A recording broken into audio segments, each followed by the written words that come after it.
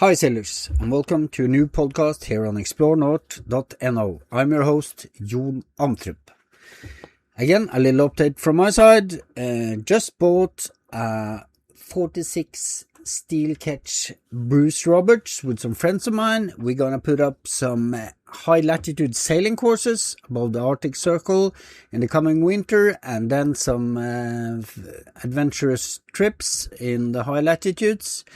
So keep a lookout on my website, explorenorth.no, for news, or just send me a message or an email, jon@explorenorth.no, if you're interested in knowing more.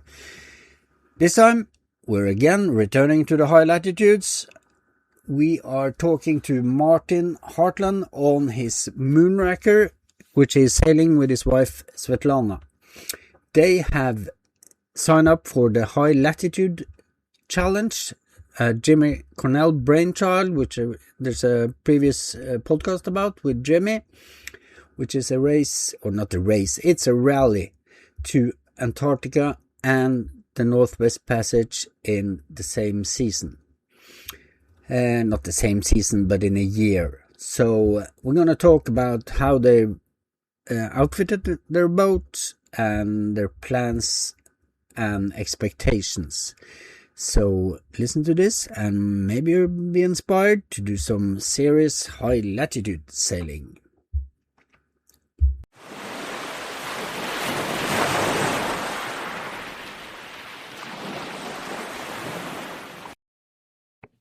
It's time for a new podcast. I'm, as usual, in my boat in Fredrikstad, and a few years ago I noticed a boat just 100 meters from where I'm berthing, and it was a beautiful aluminium sailing boat, sort of racing looking. But 2 years ago it went away, and Martin, you and your wife Svetlana bought her.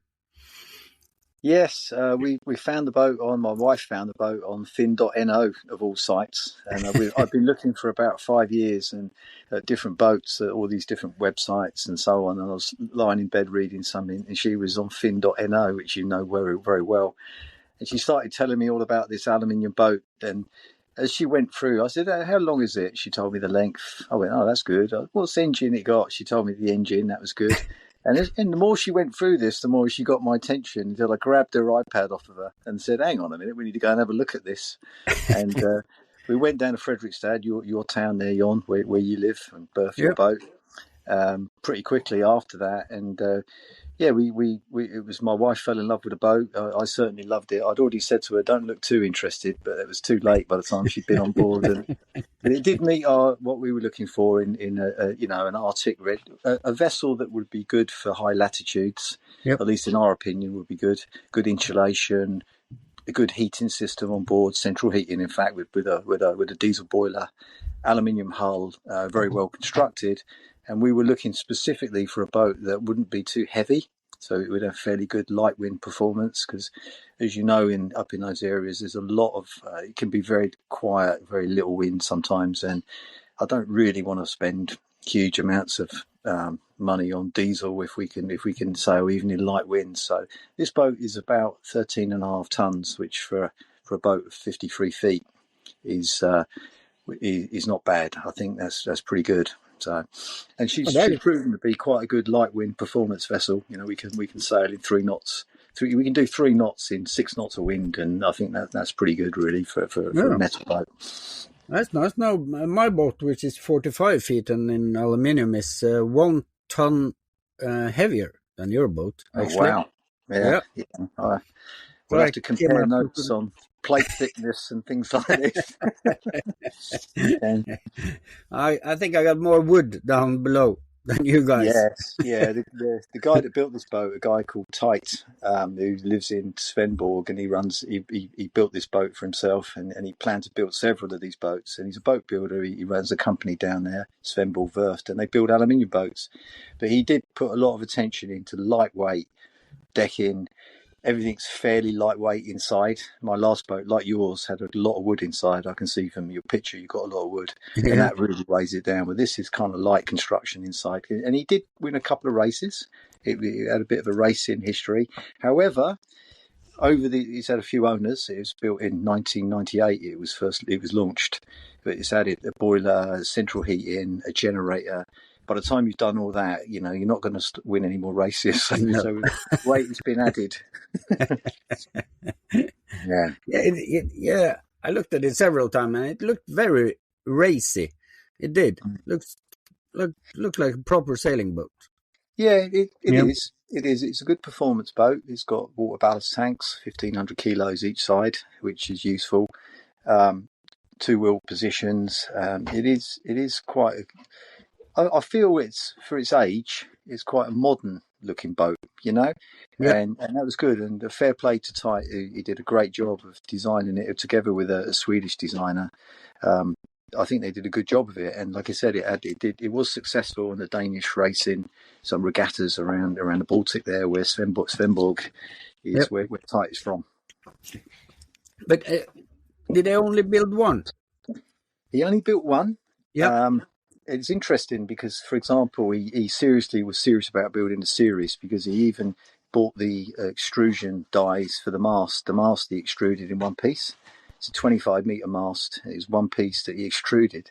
Ooh. He must have spent $100,000 on the tooling to extrude a mast. Yeah. And he intended to build a series, and 12 was mentioned, but I think he just had one. And then I think he must have done a business plan, and he realised that the way forward was building motorboats rather than sailing boats. But he did keep it for 12 years himself, and he cruised widely in Shetlands and Norway. He never went as far as Svalbard, but in basically Scandinavia. And it's really, we're the only people that have taken it away from Norway. It's Norwegian registered. The last owner, he lives where you live, in Fredrikstad. Yep. And the owner before that up in Trondheim. So we're now in the Med, and that's as far as it's been, actually. And we're obviously planning to go a lot further. Yeah, we'll get into that. But it sounded like your wife, Svetlana, was more the push for this boat or the push for a boat than you were. Yeah. We were talking about what we wanted to do, and I'm recently retired, and I'd sort of vowed that by the time I was 60 I would retire. And we were living in Houston at the time, working for an underwater company that work at engineering underwater, and we were looking for a boat anyway. And I said to her, look, I really would like to go to the Arctic and the Antarctic, and so we knew that we probably wanted them on a hull, and we almost certainly wanted aluminium. So she knew this, and we were sort of back and forward. But I'm a great believer that you got to love a boat, because they're full of problems and issues, and if you love the boat, you can kind of put up with it. So with my wife kind of really being taken with the boat right away, that was a big plus, and I could absolutely see the advantages, of this particular boat. We have had our fair share of things that we've been working on, but I suppose that you buy a boat that's that age, you got to expect to invest quite a lot into it to get to the standard that you need it to be. Yeah, you always. Even if you buy a new boat, I've done that too, and I found out it's just the same amount of work as buying an old boat, because you want it your way. So yeah, that's right. Yeah, but a little bit about your sailing background. Yeah, so I will tell you that I was a marine engineer for many years. I was a chief engineer when I was quite young, and I spent a lot of time in the engine room, and I was always very envious of the guys in the bridge, clean binoculars.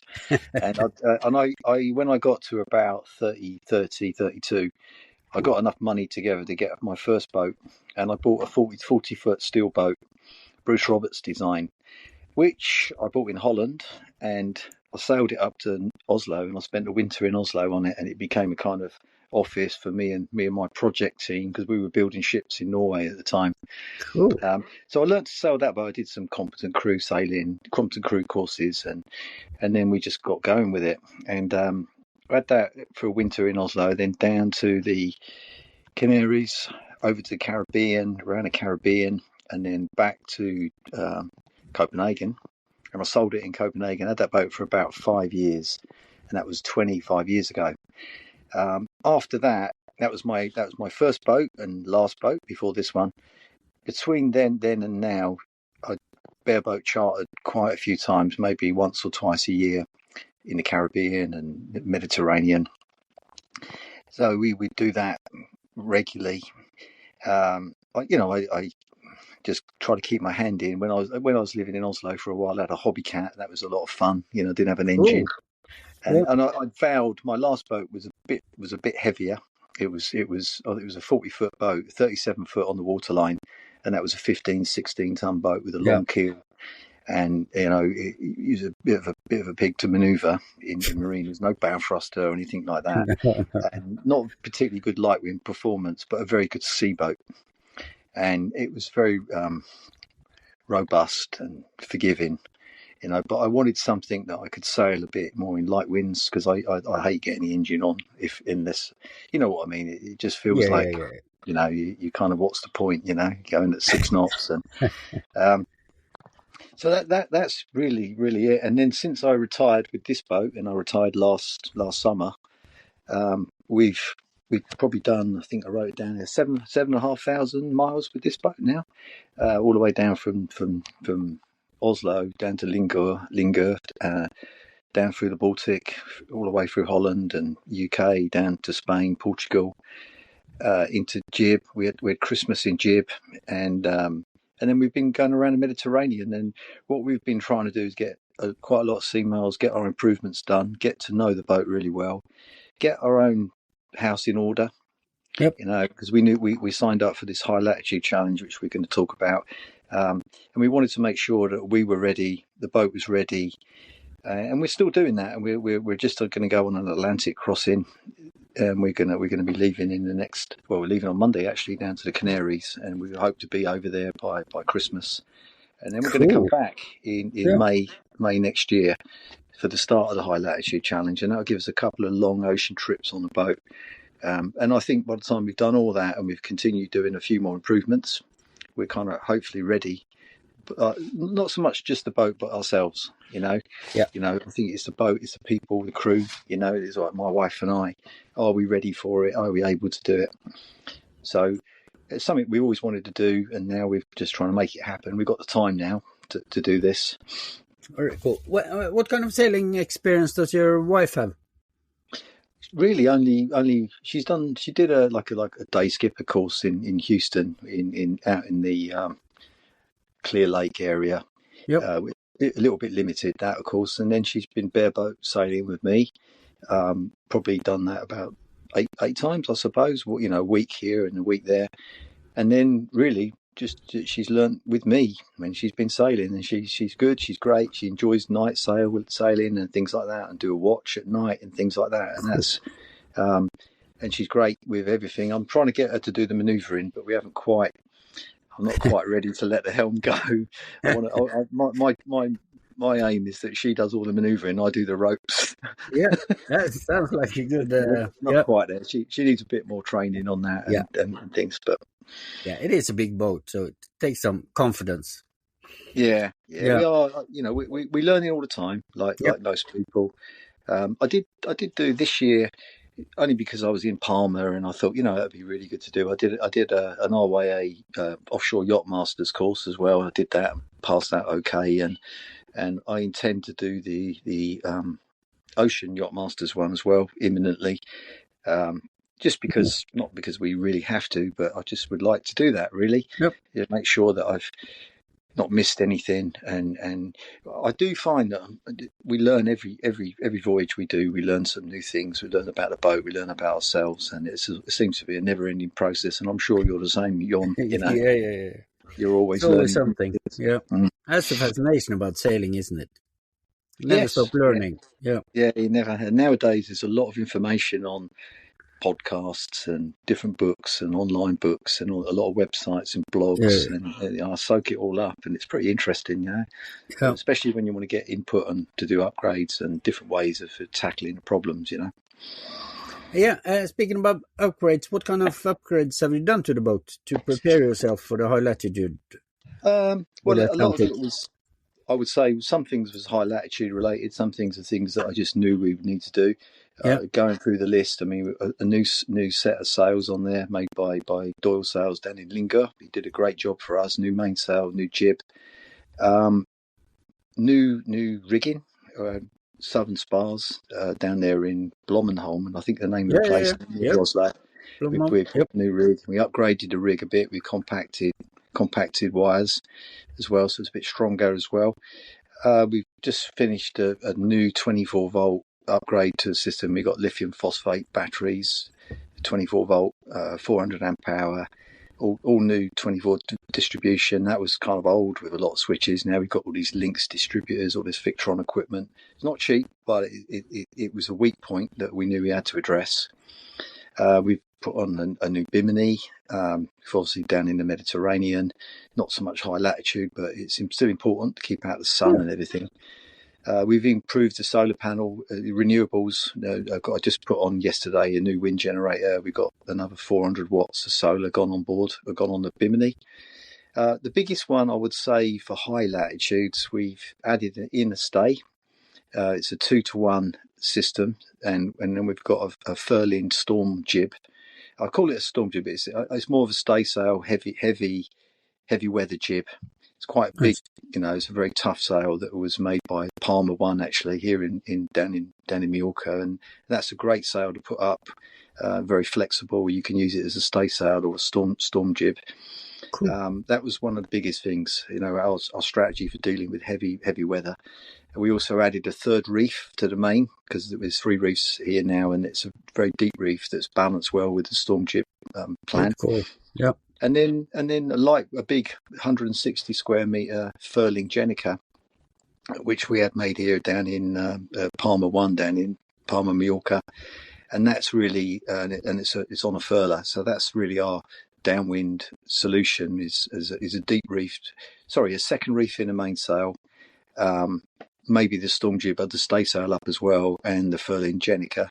And then when the wind gets really strong, we furl away the Jenica and we're down to a second reef and the storm jib, get through a squall, and then we've got that flexibility then to sail the boat light, just 2 people successfully. Yeah. And, one person on watch can furl that Jenica in without any problem. Without you can reduce the sail plan as you get hit by squalls and things like that, and that's important as you know. So they're the main things that we've done, and I guess we've probably spent around about $70,000 on the boat since we had it, which sounds like a lot of money, but it's things that we probably saved a bit by buying an older boat. The aluminium hull, we're really happy with it. That's superb. Yep. The engine's got low hours on it, so that's all good. So the basic core of the boat, the engines, the mast, the hull, that's great, and all the accommodations are good standard. Cool. And are you going to sail mostly double-handed, or are you taking crew for some of the passages? We're not counting on crew. We can definitely do most of it, just a pair of us. But we probably Antarctica, we'll see if we can get a couple of either friends or family to come with us, because keeping a watch down there in the ice is really important. Keeping a lookout for ice. Northwest Passage, we got a couple of people that want to join us for that. Their boats up in the east coast of the US now, and they signed up to come with us on that part, and that will give us 4 people, which is kind of a nice number. 4's kind of luxury, really. 6 starting to get a bit crowded. 8 definitely too many. Because now we're into the high latitude challenge, because I did a podcast with Jimmy Jimmy Cornell about the high latitude challenge, so anyone can listen to that. But can you just give us a short brief of what the high latitude challenge is, Martin? Yeah, so it's the first one of its kind, and we're departing in September from Cherbourg in France. We're going down to Brazil, on to Argentina, and then Chile, and then down to Antarctica. Then back up to Chile, up through Patagonia there, through the Beagle Channel and this route. And then up to Easter Island, on to Honolulu, up to Dutch Harbour, and then we're going west to east through the Northwest Passage and down the coast of Greenland, the west coast of Greenland, back to Cherbourg. And that's over a 12-month period. What appealed to us is it's been set up, but Jimmy's done a good job of planning that, because he's pretty good with all this long distance planning. He's made some good books on that everyone knows, and it's really taking advantage of the prevailing winds, avoiding tropical rolling storms. It's a good route, but it's quite a long way. I mean, we're talking 22,000 miles, I believe, roughly, and it's over 12 months, so it's quite intense. He's got 11 boats committed for this first one, and you think, oh wow, 11 boats. For us, that's really important because it's very hard to get insurance in Antarctica and Northwest Passage, maybe even impossible. So for us, it's for that period, having a few extra boats around and people most of the other boats have seen very experienced people, a lot of different skills. Like one boat is a doctor, for example, very experienced, and different engineers, different types of engineers. So having that network of boats that you can do this with is kind of interesting for us.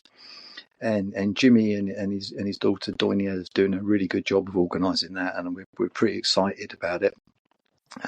Most of the other boats seem to be aluminium boats, Garcias and this type of thing. So kind of interesting. Around about the similar size to this boat.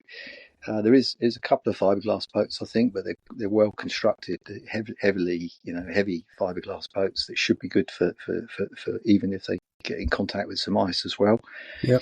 But really, what we like about it is the sort of network of help each other a little bit, and a little bit more social, and it gives us a little bit more of a confidence that if something happens that you're not necessarily out there on your own, you could maybe get rescued a bit quicker. Or someone might have a spare part that can keep you out of trouble, and that's another thing that as part of the prep is engine spares. I just took receipt of $5,000 of engine spares. That was in that amount that I told you. Spare starter motors, spare injectors, spare turbocharger kits, this kind of thing. You got to obviously go into very remote areas, and if you have to fly in a thing like a starter motor, it probably costs you $10,000. So it's better to buy the parts in advance, and you've got that peace of mind. Just stick them on board. And because the high latitude challenge is, you can opt in for different. You can do whatever you want. Actually, you can stay in Ushuaia while the other guys are going to Antarctica, and it's a rally. It's not a race, but sounds like you're planning to do the whole thing. Yeah, we do have a couple of cats on board, a couple of Siamese cats that we picked up, young Siamese cats, one from Portugal, one from Texas, where we used to live. And we can't take the cats to Antarctica, so we're going to find somewhere to look after them in Ushuaia. And then pick them up again. But we are planning to do all of it. But some people are joining at different areas, and some people aren't going to Antarctica, and it's quite flexible. And it is not meant to be like you must be here on this time. I mean, you kind of want to follow the schedule, because if you fall behind too much, I think you're going to get into bad weather. And if you're behind, if you're a couple of months behind, I mean, you're probably better off staying until the next year to pick it up again, because you don't want to be fighting. There's certain windows. Getting through the Northwest Passage is a good one. Antarctica, we want to be going down there just after, early January, and then back up to the, summer through the Northwest Passage. So these are very important times that we have to respect if you want to maintain the schedule. But it's not a race. It is a rally, and obviously people are be interested how their boats are doing against other boats. But it's more about, and also, Jimmy, they're not like rigid. You must be at this port. He said, like, can you get to Cherbourg? That would be great. And there's a few ports that are good places to sort of meet up with the other boats, and it's a bit more flexible, really. He sort of describes it as a framework. And I like that. That's how it should be, really. Like I said, the big attraction for us is risk mitigation. It's. We think that there's something better about going with a few more boats to very remote places than going alone. I know you've done a lot of trips on your own, and you know how that is. But for us, that's probably less experienced than you. We think it's a good idea, really. Yeah, it definitely is. Yeah, absolutely, and especially since it's a big undertaking. You're talking about two of the most difficult, challenging areas of the world and doing it in the same year. Yeah. It is, Yeah. You're going to need a vacation when you get back to Cherbourg in 2027. Yeah, I said to my wife, I want to do this while we're still young enough. Let's get it done, and let's see if we still want to carry on sailing after that. But yeah, I like it though, because you could spend years. You could do that route. You could take 10 years doing that route, and I kind of want to do it, and then take stock about where we want to go next. Do we want to? Like my wife would like probably move back to Norway, and I might get myself a nice little wooden classic boat about 15 foot long and live in Fredrikstad. So we're not sure exactly what we want to do long term, but we know we want to go to both of those places, especially Antarctica. We're really interested to go down there. Yep. And there's another thing that I think can be quite good is although people say, it's a lot of boats all at once, and of course Antarctica is quite a big place. Some of the anchorages are very small, as I understand it. And so having that network, you've got a chance to maybe raft up with a few boats in these small anchorages and share shorelines, and like that sort of cooperation that you wouldn't necessarily get if you don't know the other boats. We can have less of an impact on the environment, keep together a little bit. I think that's a good thing. Yeah. I'm part of the Ocean Cruising Club, and last season I think there were 5 or 6 boats from the same club that went through the Northwest Passage. Oh wow! And they all had Starlinks. So we had seminars, live seminars from the guys up in the Northwest Passage, and of course it ended up they helping each other, sharing ideas, sharing a little bit like you are doing now. But it all turned out to be very helpful for all people. What type of boats or the hull materials were they using now? They were mainly aluminium, but there were some glass fibers. Yeah. The point is, just don't get into ice. But as you say, if you have a hull Barassi from the 80s or 90s, or even today, and the solid built ones, you can manage a little bit of ice, but you can't push through anything. That's also an engine issue. I pushed through solid ice with a glass fiber boat, but eventually in Blommenholm actually, to get out of my berth to go sailing, and it's just the engine that I don't have enough power to push through, but the hull is perfectly fine on the 80s boat. When I had my last steel boat up I was up in the winter in Oslo and things, and I left it a bit late to get out of Oslo, so I was breaking ice around the Swedish coast, west coast there. And I must admit it was terrifying, because I thought the ice was going to cut the bottom of the boat off, the noise. And the again, sound is just and the engine really labouring. And this is maybe 50 millimeters of ice, and you're crunching through that. And so I really hope we're not in. But I mean, there are lumps, of, bergy bits and all this kind of thing. You want to be able to, if you do hit one you don't see, you need to have some confidence that you're not going to sink, or less likely to sink. Very careful, keep a good watch, and I believe we pretty much daylight all the time in both areas, so that's obviously going to help. And then routing, and again a few boats, someone's found a way through, you can they'll tell you, although I would imagine that most of the boats in those areas talk to each other anyway, because it's not so busy. It's not like down in the Mediterranean, like no one speaks to each other. It reminds me of when you go hiking in these very remote areas, and everyone's very friendly to each other because they need each other. And there's too many people who try to avoid people, but there's few you try to seek them out. But what's the attraction? I ask this question to everybody going to the high latitude. What's the attraction with the high latitudes for you guys? We love wildlife, like the mammals, the birds. My wife's done a lot of wildlife rehabilitation in Houston. She loves bird watching. I do as well. And so the wildlife is the main thing that we're really interested in, seeing them in a natural environment.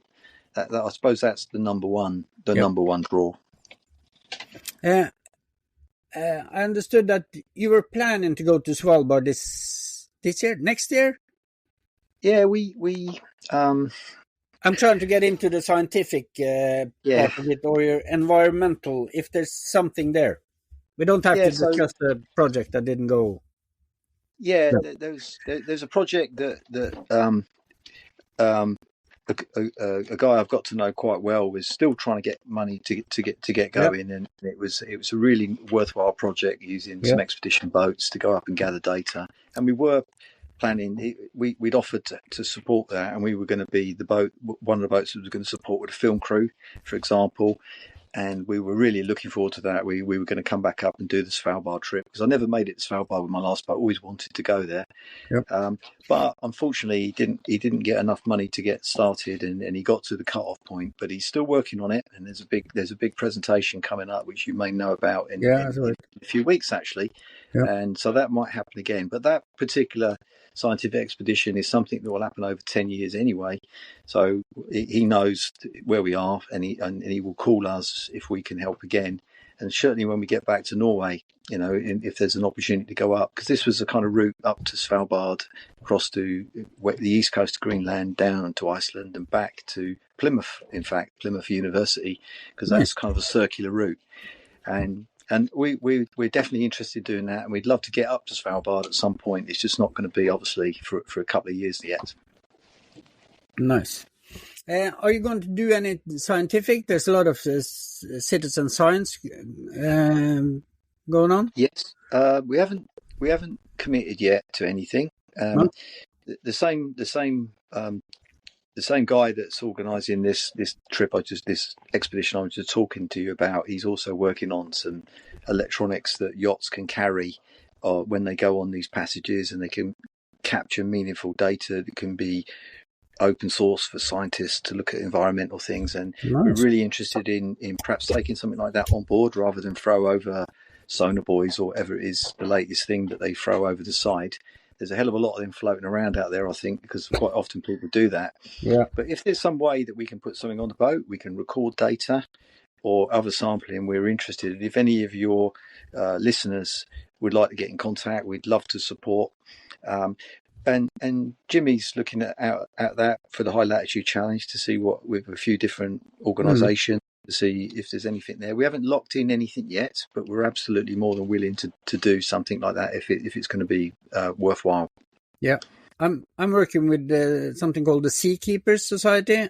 I can hardly recommend it. They have a different, all from whale spotting to gathering information from your electronics, and like Jim putting something, taking samples. Yeah, it's citizen science good. On a really manageable level, and that sounds good. And again, I did talk to, obviously the power consumption is all consideration, space, but one thing we will definitely be doing, and we'll do as much as we can, is picking up human debris that we find, whether it's fishing nets and things like that. If we can capture as much of that, we're gonna do that anyway. We do it already, but if we see, you go on the beach and we see fishing net and debris, we can collect and secure on our sugar scoop's stern, where we've got a bit of space, and keep smelly things at the back, so downwind. We'll definitely be doing that, and that's a good thing. I think if everybody did that, we'd have a cleaner planet, wouldn't we? Yeah, cool, good to hear. What are you most looking forward to on this trip, or the coming years?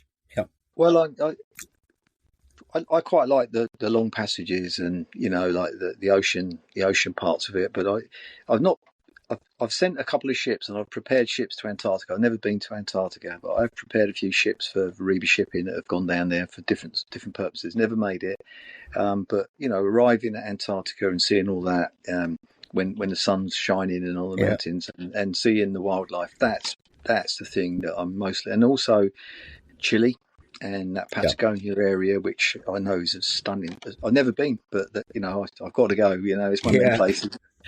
I think that's something I'm really looking forward to, and I haven't really thought beyond that, because just to get them things done is already a big tick in the box for me, and I'm really excited about that.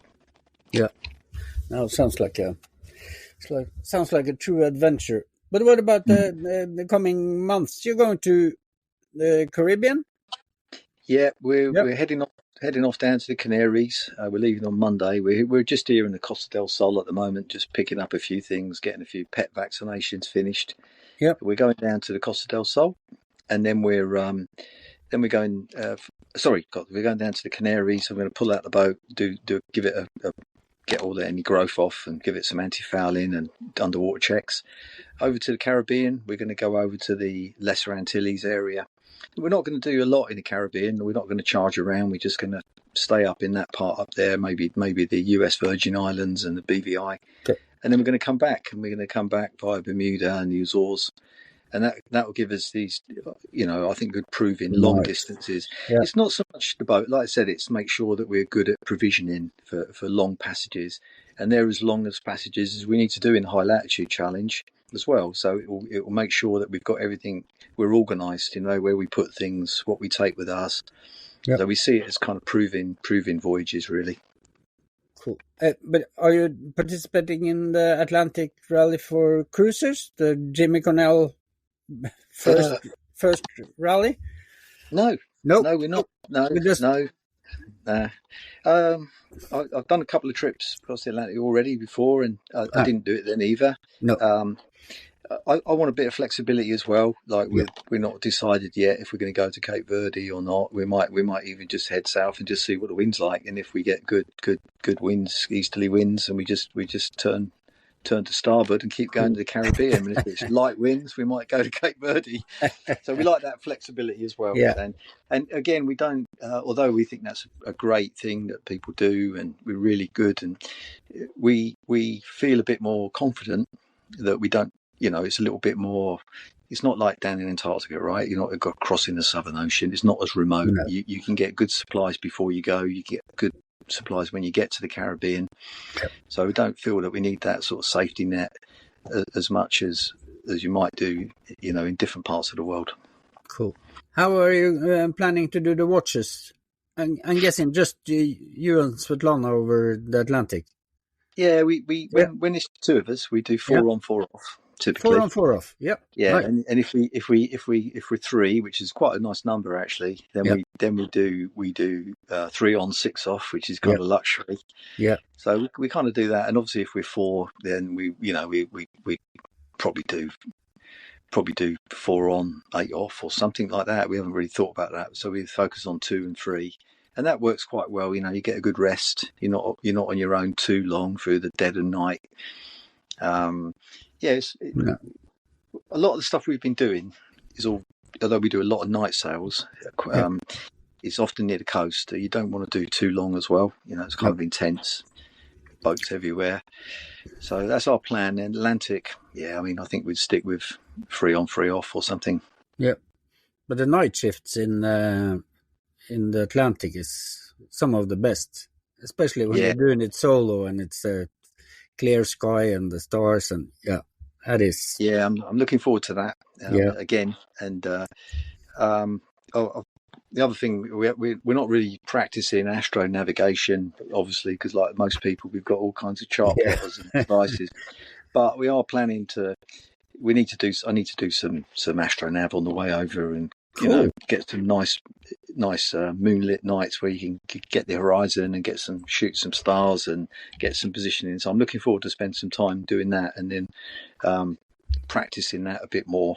Yeah, and I think that's a great skill to be good at, especially in those very remote areas of the Pacific and things like that. And even though we've got so many things now, I've probably got 5 or 6 different GPS devices. Yeah. No, that's a big thing. I keep promising myself that I'm gonna pick it up again, me too. But it always turns out there's something else that needs fixing or something. Yeah, but it's a fascinating art. Yeah, and I think when it's quiet out there, you need a few little small projects that you can do to keep yourself active. Also, the other thing is with Atlantic is.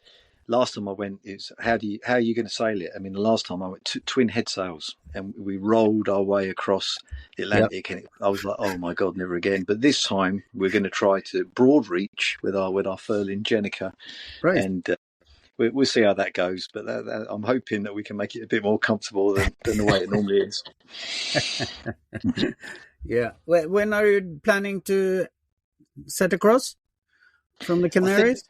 I think we'll be leaving the end of November. Yeah. And depending whether we go to Cape Verde, somewhere between 2 and 3 weeks. I mean, I don't want to. This boat moves pretty quickly sometimes, but we normally plan our passages on like 5 knots, even though sometimes we do 10. It's So if you do 5 knots, it's going to take you 3 weeks. And if you do better than that, you do it quicker. So we're looking forward to some steady, like nice long wave periods, because here in the Mediterranean, it's all like 4 or 5 second wave periods, and a 3 meter sea feels like a sort of 10 meter sea here, and where in the Atlantic, it's a longer wave period and much more comfortable, and this feels different, really. Yeah, but 5 knots on average on a 53-foot boat. You're even more conservative than me. Well, just for planning. Yeah. If I do 5 knots, I'll be pretty depressed. But just so we don't run out of food. Yeah. No. Worst case. If we normally, we depending where we're going, we normally like 6.5 or something like that. Yeah. But it depends what you're planning for. If you're planning for food, I want to have a bit more. So, what kind of water and diesel capacity does your the Moonraker have? We got 600 litres of diesel in 2 tanks, and we've got 600 litres of water in 2 tanks, and then we've got a water maker that we installed. I forgot to mention that, but we put a 100 litre an hour water maker in, which is great, and we're very happy with that. In the Mediterranean, it's kind of it's sort of essential, really, because you don't want to be in marinas every 5 minutes. Sometimes it's hard to get space in marinas, let alone go and get water all the time. So that's a godsend. We're pretty happy with that. Another reason not to have too many people on the boat, right? If you do, it goes down pretty quickly, 600 litres. It does. Everybody wants to shower. Well, you have an inside steering position, do you? It's a pilot house on here, and we've got a joystick that's off of a ship, actually, that the previous owner put in, so you can adjust. You can sort of steer the boat from here. We've also got an autopilot control. We haven't got an engine control in the pilot house, but we can certainly sail the boat from inside, other than obviously all the winches are in the cockpit. But if you was in a storm and you was hove to, you could adjust the rudder, and or you can be motoring, and you can't. We've got PVC mesh over the windows here in the Med, which we had fitted as well to keep the sun out, and that's an absolute godsend. Because of that, if it is heavy rain or something, you can't see so clearly out through the mesh, because it kind of, the water gets on it, even though we've got wipers. So we'll remove that in the high latitudes, so we can stay inside when it gets really cold and make it a bit more comfortable. But again, if you're going to be looking out for bits of ice, you're going to have to be out on deck. So I took your lessons. You had a bit of a seminar with Jimmy, and you told a lot about different clothing and things like that. We took good notes on that, and we're going to be gearing ourselves up with warmer clothing, so when we are outside, that we're not getting too cold. But yes, the pilot house is a luxury. You can sit in here with the central heating on. We've got radiators and 4 inches of isolation. So we're pretty comfortable when you're inside. A bit too comfortable. You fall asleep quite easy. That's nice. Do you have a wind vane, or are you going autopilot? We've got an autopilot. It's a pretty good one. It's obviously interfaced to wind as well. It's pretty good. It doesn't use much power. No. So it's a Robertson one, and it's hydraulic. And then we've got 2 steering positions which are independent of the autopilot. They've got wires around a quadrant, and then we've got 2 hydraulic cylinders on there. And so we're not going to bother with a wind, those different types of wind steering. We're not going to go with that. But I say that we've still got a couple of long passages to do, and we might change our mind, and we've still got time if we need to add anything. Yeah, that's the good thing about having a year or 2 about preparation times. It's you can figure out what's the best solution. What you really need. Yeah. You can get a little bit. You can spend a lot of money on boats, as you know, and you've got to find out what's really, really important. And I'll wait and see if we need it. But I'm surprised how low power we use. If we balance the sails correctly, and there's actually very little mechanical effort needed from the autopilot, and it seems to hold it really, really well. Yep. So I'm pretty happy with it. Yeah, there's a saying that the more things you put on the boat, the more time you will spend fixing it. So that's true. And then those wind steering devices are kind of pretty mechanical, a lot of linkage and things. And I will mention one thing that I still haven't figured out whether we really have to do or not, and that's whether we need to put in we've got a Fluxgate compass that we steer the boat with. We're not as fancy as a lot of boats who haven't got a fully integrated chart plotter where you can steer to waypoints, but we need to decide whether we need to have like this dual antenna GPS steering, because obviously high latitudes, the magnetic poles are moved in, they're very close together, the flux lines. So whether we need to do something there, I don't know, and I'm still trying to figure that one out, whether we should add GPS heading sensor. Yes. I don't know whether you've got any viewpoints on that from your trips. Well, we had some disturbances a few times in the high latitude. Yeah, the autopilot suddenly want to go home, for instance, just want to go south. Yeah. But I've yet to figure out if there's a system in it. I've talked to other people too, and there's no answer to it. But yeah. So you didn't have a dual, you have two GPS antennas on baseline. I had one. So 2 is pretty, Yeah. I mean, again, a couple of $1,000, $1,000, but you got to decide you'll really need that, and a few of these things, I mean, you can add it. It's not a huge installation. So if you find out, and also we might upgrade our chart plotter, and then you can steer to waypoints. And obviously that must be pretty good steering, even up there. Because the vessel will go to the waypoint rather than just follow the flux. I mean, the sort of thing that happens, we move the cast iron frying pan in the cupboard and the Fluxgate compass changes. Yeah. That's the thing, isn't it? Jibes the boat, Yeah. You move the speaker and suddenly everything is opposite. Yeah, no. Yeah. No, thanks for talking to me, Martin. It's been really good. And if we could you, I would like to do this more times, and especially during the high latitude challenge. Oh, yeah. We'd love to. Really cool.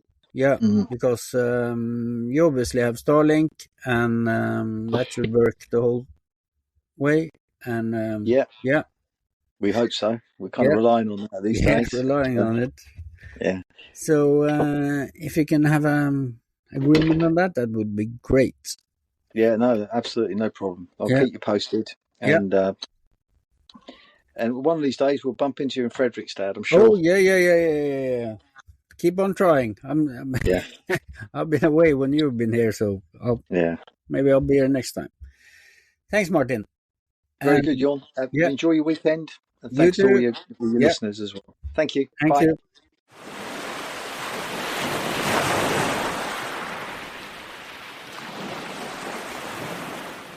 Hi again, sailors, and thank you for listening to this podcast. You will find more podcasts on explorenorth.no, both in Norwegian and in English.